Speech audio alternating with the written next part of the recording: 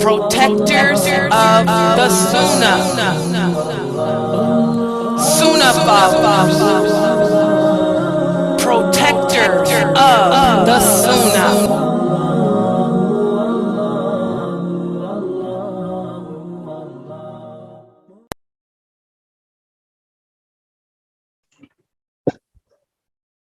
Ina alhamdulillah wa salat wa salam ala wa rasulullah.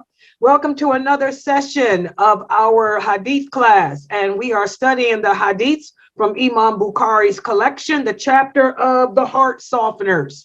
And let's put the hadith up on the screen for discussion tonight.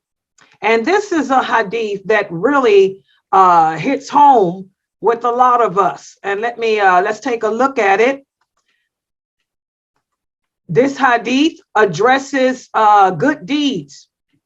And as we all are aware, our good deeds are what will help us to make it through the questioning of the grave and will determine if we end up a green bird in paradise or in that hellfire being punished. This hadith is narrated by Jundub. He said that the Prophet Sallallahu Alaihi Wasallam said, whoever lets the people hear of his good deeds intentionally just to win their praise, Allah will let the people know his real intention on the day of judgment. And he who does good things in public just to show off and win the praise of the people, Allah will disclose his real intention and humiliate him. This is a hadith that we really need to ponder the meaning of, especially since we are living in the days of fitan, the days in which Islam has become distorted and strange, the days when people do the deeds that appear to be pleasing to Allah, but we do them because we're looking for fame. We're looking for payment from the people, or we want the people to call us a sheikh.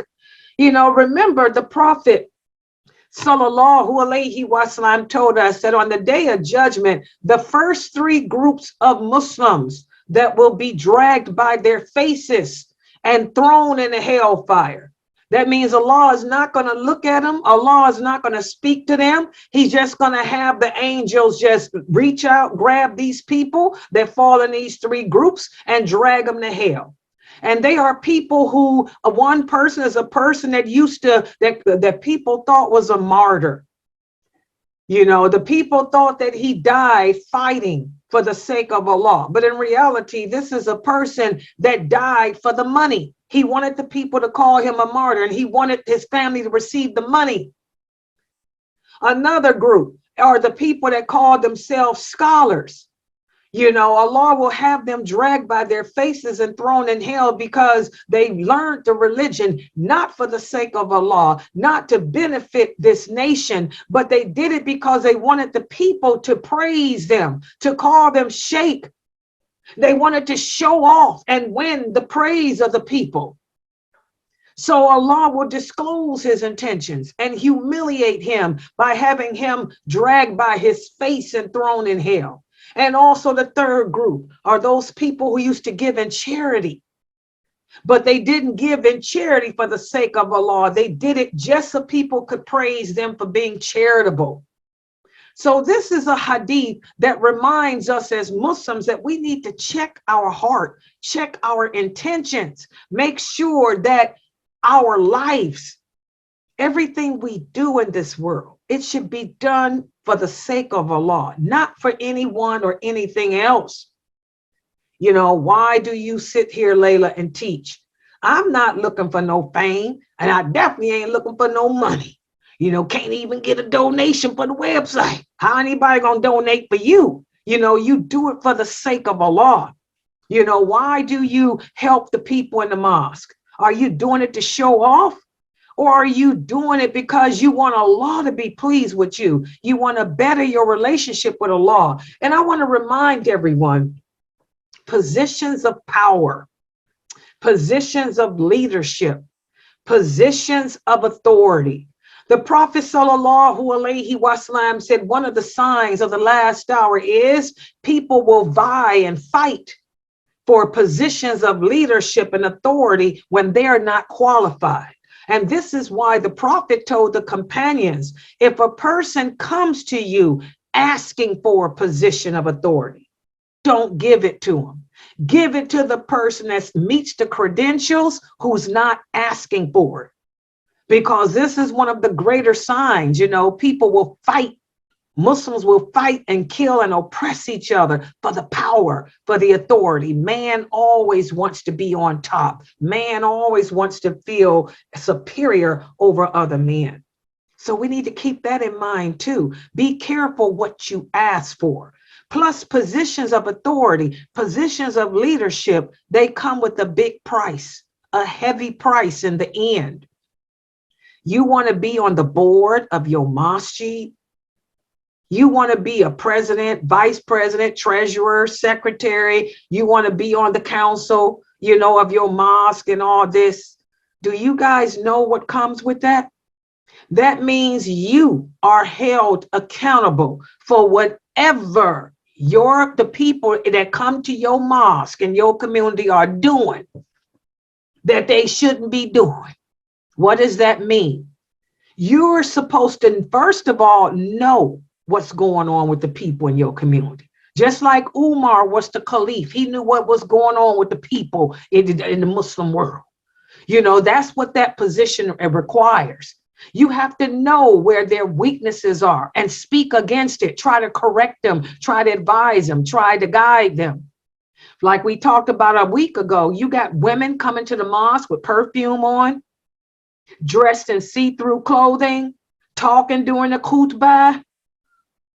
You're supposed to be aware of that, and you're supposed to be addressing it, speaking out to those women about it, holding meetings with them to tell them, this is not how we roll as Muslim women. With leadership positions comes a lot of authority and responsibility. And remember, the prophet said, you will be asked about those that you were in care of. You're supposed to know, since you're on that board in your community, you're supposed to know that there's a family over there that's in need of help financially. Or there's a family over there that's abusing their child. Yeah, you're supposed to have some insight into that too. Positions of authority, positions of leadership, positions of power, it require insight. Just like I'm sitting here on this Zoom room and I can sense what's going on with all my students here. I can sense when some person is tripping over something they shouldn't. I can sense when something has happened. That's insight. You have to have that. You have to be in touch with the people in your community to know what's going on with them when you go into those positions. We got Muslims fighting and vying and killing each other over positions of leadership in the mosque. But they don't understand what a burden it is and how those positions will cause them to be punished in that grave and possibly denied paradise. So this is another hadith that we need to think about. As the prophet said, whoever lets the people hear of his good deeds intentionally just to win their praise, because you want the people to brag and boast about you, Allah will reveal your real intention on the day of judgment. How will he reveal it? By having you dragged by your face and thrown in hell. And whoever does good deeds in public just to show off for the people to praise him, Allah again will show your real intention and humiliate you on the day of judgment by having you dragged by your face and thrown in that hellfire. And you better hope you got an ounce of belief in your heart to get out. Because if you ain't got a grain of belief in your heart, you ain't coming out. All right. Anybody, how does this hadith impact you and your personal life? Does anyone like to share? This hadith reminds me of that one about the person on the treadmill with his guts hanging out. And the other one that, that hadith, that's what just came to mind for me. Intentions is everything. You really need to see why you're doing what you're doing and make sure you're doing it from your heart for Allah. So it's very important. And that treadmill hadith is even more deeper, y'all, because that's not just intentions. That's a person that enjoins the good and forbids the evil to other people, but not yourself. That's a hadith for people like me. And also, you people that go into those masjid positions, you're in a position of power where it's your job to enjoin the good. You're a daya. When y'all take on those type of positions, you're a daya, just like I am. It's our job. Now you done stepped in on my toes. It's our duty to enjoin the good, to forbid the evil, and to speak out. Well, that man or that woman on the treadmill, that's not about intentions. That's the person that used to always speak out against the evil, that will sit up here and tell you what you doing wrong, that you shouldn't do it. Then after he leaves you, he lights up a cigarette, or she pulls out some alcohol, or they fornicate. That's a person that enjoins the good and forbids the evil to others, but he or she himself is living deliberately, intentionally committing sins. That's even a worse hadith. That person will be dragged by their face, thrown in hell, and made to walk with their guts spilled out so you can see what a hypocrite they were. That's a hypocrite. That's even worse. Think about that when y'all be fighting for these leadership positions, because that's your job too, to enjoin good and forbid evil. And how can you enjoin good and forbid evil with others when you don't even know how to cover your hair? You don't even know how to dress properly yourself. You don't pray yourself. You celebrating birthdays too. That's another big deal. Muslims nowadays, all over the world, y'all doing that birthday thing. Y'all doing that Prophet Muhammad birthday thing. Sallallahu Alaihi Wasallam, doing Milad. You know, how can you be in a position to enjoy good when you yourself don't understand that birthdays are haram? You baking cakes for your little grandson or your baby, or happy birthday, Ma. Or you doing Turkey Day. Hello? Yeah, I'm glad she brought that up. You still want a position, guys? You guys still want positions of power, because that's a heck of a thing. You got to walk around making sure that you ain't sitting around deliberately sinning. Oh, yeah. And those type positions, you can't afford to make a mistake. Okay? If you make one, you better be quick to recognize it was a mistake and make it right. Good point. So you better think about that when you running for these office positions at these mosques and killing each other and slandering each other's character and racial wars and I want to be known and seen and all that dumb stuff that's going on with the Muslims here in America. Yes. Anyone else would like to contribute? Go ahead. For me, this hadith reminds me of people on social media who like record themselves, reading the Quran, and on top of their videos, they always have like a comment section where it says, like, not a comment, but like a headline, and it says, "Hey guys, make sure you guys are liking my videos and blah blah blah, so more people can like see it or whatever." And it just, I mean, it honestly just baffles me. I don't know how people do it. How do you like set up a camera and then record yourself and then send it out? Like, how do you do that? Like, even before you do anything, intention is like it starts everything as Muslims for like deeds. We start with like intentions, and that's why as Muslims, we need to understand where our intention lies before we do any deed, because like I said before, intention plays a big role before we do anything in life. And also, like, we need to stop doing things that it's not for the right intentions, because before, you know, Allah brings humiliation to us on the day of judgment. I think that's the most worst thing. You know, you can be humiliated right now. Allah could humiliate you right now, and He can do it on the day of judgment. You know, and that's up to Him and Him only. And there's no stopping Allah whenever He sends His punishment, you know? Exactly, guys. And she got a big point. A lot of these people like to make these videos and say, hey, make sure you share my video. And you know why? Because the more hits you get, that's money. They pay you. All them K. Once you go over 1,000 views, when you go over 1,000 views, you get paid money. And a lot of Muslims are lazy. That's another sign of the last hour. You don't want to go out and work. So you think that you can make your own YouTube channel, because that's what the Kafirs do. A lot of Kafirs get rich and famous just sitting on their behind, putting on makeup and doing tutorials on how to put on makeup, how to wear underwear and all that. So now the Muslims imitating the Kafirs, you want to sit up and make videos talking about Islam. You have to understand, first of all, you got to know what you're talking about. I was playing again today another video. It was a beautiful video that a husband and wife team made about the cosmos, about the universe, Muslim husband and wife. But my God, the information was not correct. They said in the video that the Prophet Muhammad went on his night journey, but only Allah knows if it happened for real or if it was just a dream. They blew the whole blessings there.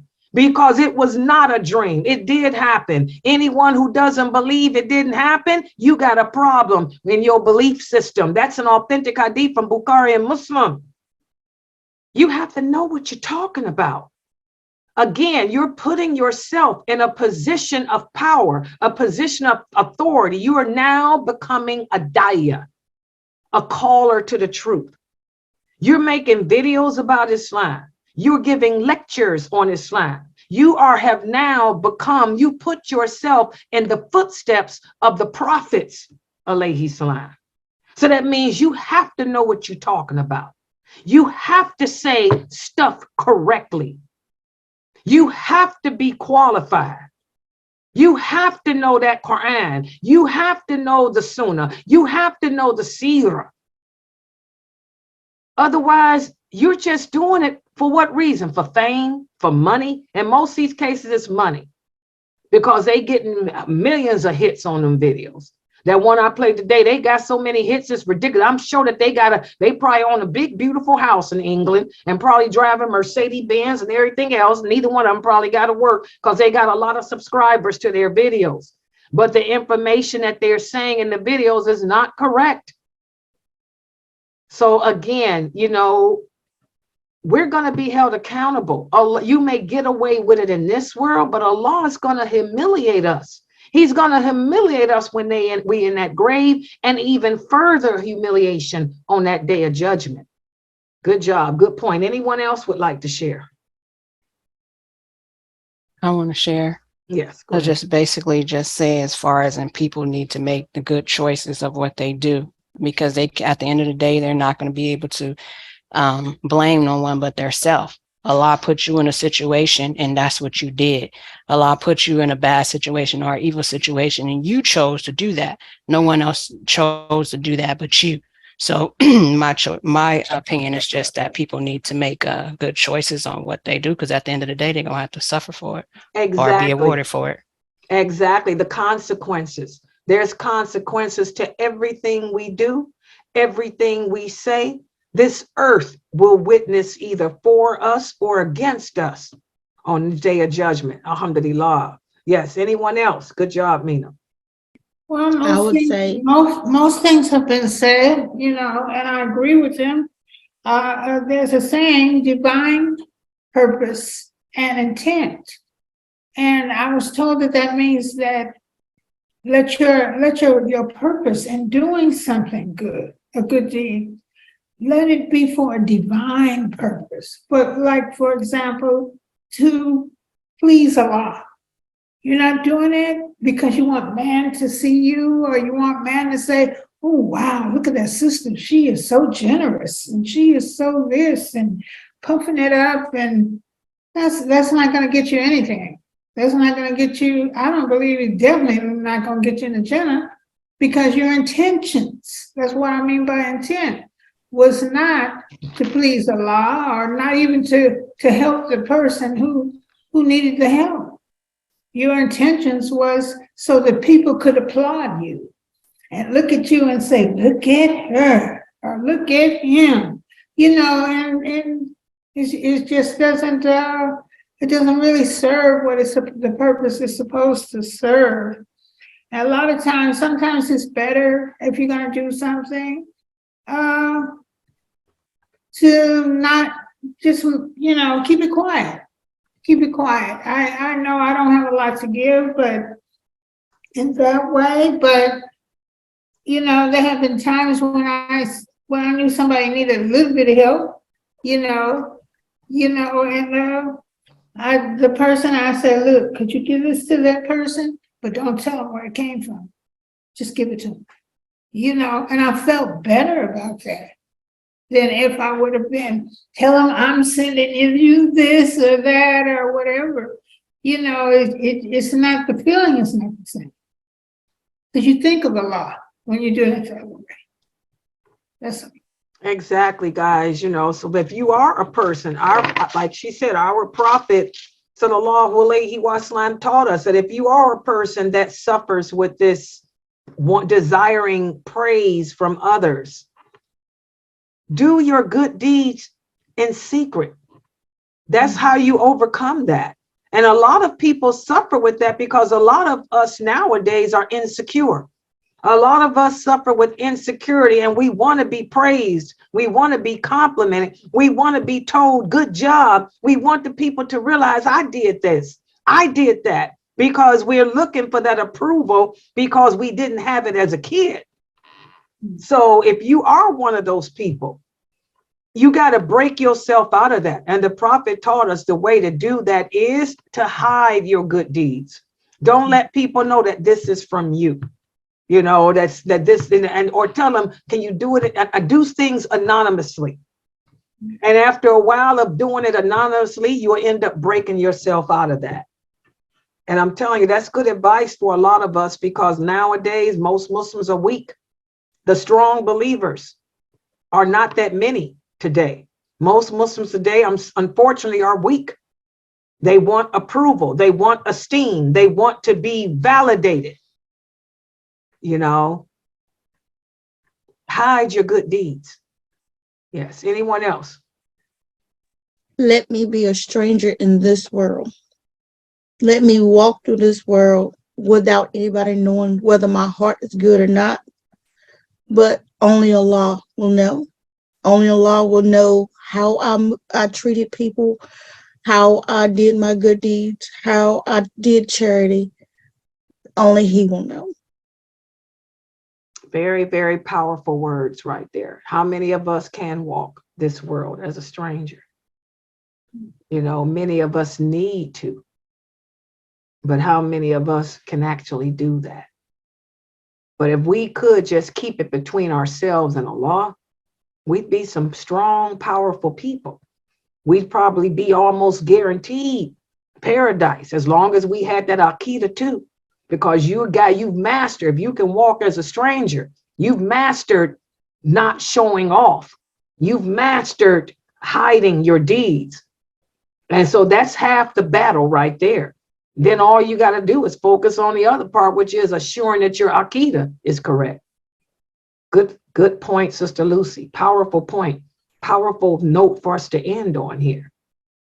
Okay, I want to thank everybody for joining and participating in this session. I want to remind everybody to please join our Facebook group page. Type Layla Nashiba in Facebook so you can find our Sunnahfollowers group. That way you can see the monthly schedule of classes, because tomorrow is Sunday and we have a lot of classes. It starts at 11 a.m. in the morning with the Quran Tajweed with Sister Dahlia, for those who are learning how to recite the Quran from memory or even read. And then we have the Sunnahfollowers Kids program with myself, which reminds I got to do that PowerPoint stuff tonight. I'll be up.